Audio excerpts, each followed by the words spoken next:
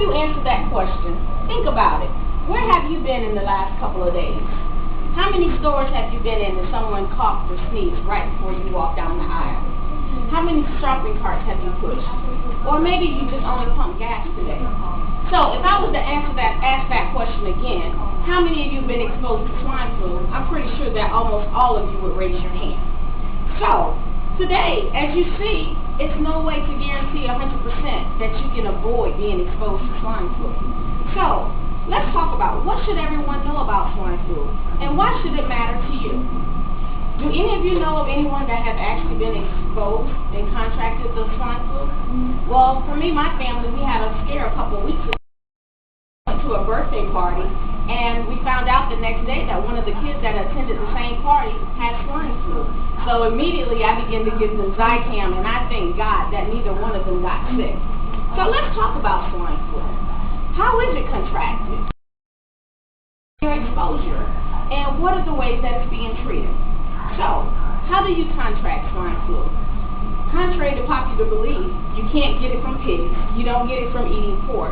It's exposed from person to person from human contact, from being around someone who's already infected with the virus. Whether you're coming into them sneezing, coughing, or either it could be contracted through touching different surfaces, whether it's a doorknob, a phone, keyboards, just different things it can be contracted from. And then also, you being in areas, keep touching your mouth, touching your nose, touching your eyes, according to the CDC. Those are all different ways that you can contract the swine flu. So, as you see, it's not very hard to contract the swine flu. And it's almost impossible to avoid it 100%. So, let's talk about what kind of things can we do to help us to prevent from being exposed to swine flu. How can you limit your risk? Washing your hands thoroughly, washing your hands repeatedly throughout the day. During times that you don't have access to soap and water, carrying hand sanitizer, keeping hand sanitizer near and throughout the day using the hand sanitizer. Avoid close contact with people that are sick. You may not know for sure if they have swine flu, but if they're coughing or sneezing, you may want to try to avoid them. And another way that we can do, which is kind of a highly controversial thing right now, is the vaccination. But those are all different alternatives that we can use to help protect ourselves from swine flu. So what happens if you've done all the necessary precautions and for some reason you still wind up infected? What should you do? Well, if you're just starting off and your symptoms are mild and just sore throat, cough, runny nose, you can try over-the-counter medication, cough, cold, or flu medications over the counter. If after a couple of days you have high fevers that aren't going away, you may want to try seeing your doctor, and at that time they'll probably give you an antiviral medication such as Tamiflu.